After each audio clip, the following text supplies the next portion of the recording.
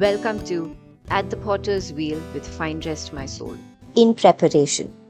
The Bible says in Jeremiah chapter 12 verse 5, "If you have raced with men on foot and they have worn you out, how can you compete with horses?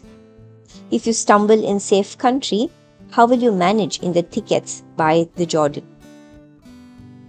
Why do the wicked prosper?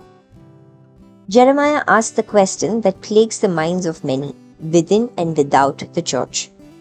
He couldn't understand why the wicked prosper while he often suffered.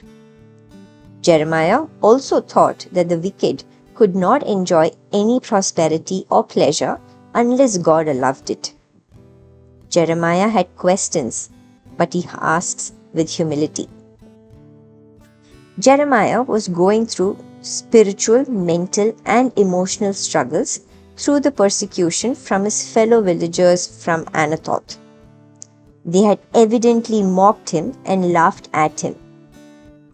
Later on, Jeremiah would have to spend a night in the stocks, confinement in a cistern, and imprisonment in the court of the guard. But the troubles he was having in Anathoth were nothing compared to the troubles he would have later. God's answer to Jeremiah was both powerful and profound. God does not answer Jeremiah directly, but encourages him to regard his present challenges as a preparation for greater challenges to come. God tells him to make his face like flint and not care for them. If he found it difficult in Anathoth, how would he fare in Jerusalem? Jeremiah needed to learn to trust God in his present challenges in order to prepare him for the horsemen or greater challenges in the future. God never calls us to contend with horsemen until he has trained us to run with men.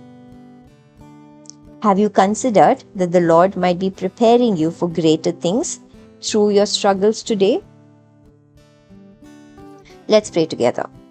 Lord, help me trust you as you prepare me through today's challenges, I pray.